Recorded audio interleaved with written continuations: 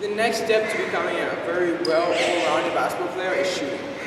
Shooting is very important. A lot of basic shooters, you see people shooting like this or like this. Those are wrong shooting forms. In order to have a good shooting form, you need to hold the ball with the hand that you usually play with and shoot with. So that's going to be my right. So you hold the ball here, and you keep your elbow out and you keep your knees bent. Then your left hand comes on the side of the ball for support, and you usually just pound the ball once and you bring it up over your head and release, and once you release, you put a backspin on the ball so that it deadens the ball and the chance of it actually going into the hoop increases. So you spin the ball, and after you've shot, your hand should be left like this. And you try to maintain that position for as long as possible so that the spin remains and the deadening of the ball gives you a better chance of scoring the point. So when you're shooting, you're going to want to try and jump as high as possible, as well as give as much arc to the ball as possible, because the more arc you give it, the better chance it has of going into the hoop. You're also going to want to try and spin and deaden the ball as much as possible in your shot, which will give you a lot more chance of scoring the point. So if you shoot like this and give it no height, no deadening and no arc, you don't jump, you're not going to score anything. If you try to give it as much height as possible, if you jump as high as possible, and you deaden the ball as much as possible, you're always going to end up with a point. Okay, so some games that you can play with your friends in order to improve your shooting is around the world. It's basically a game where you shoot around the key and do it as many times as possible, so you can basically improve your shooting inside the key and around it. And then once you start getting more comfortable, you're going to want to try and move out a bit more until you're comfortable at the three-point line.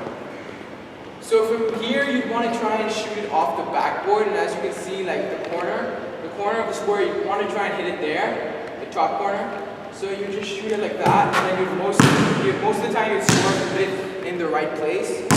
Then you keep going, you keep shooting. From there, I use the backboard too.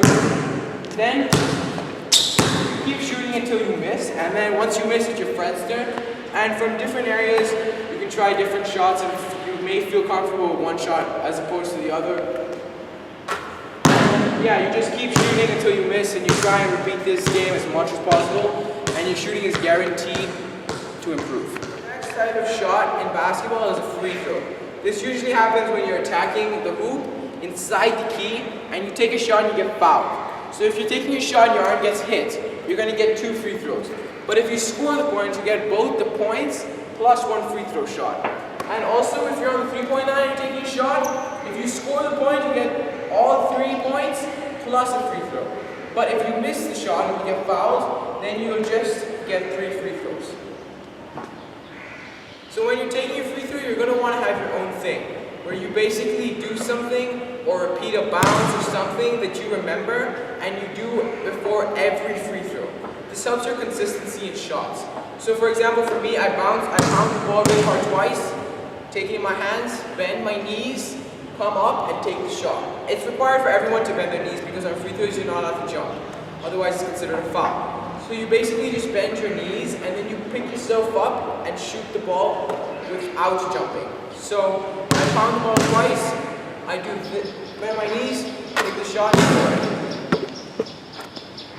Taking a shot and you receive the ball from a player and you want to take a direct shot, not dribble, don't do anything. What you're going to want to do is when you receive the ball, you put your left leg forward, you get in rhythm, and then you move your right leg forward and then take the jump.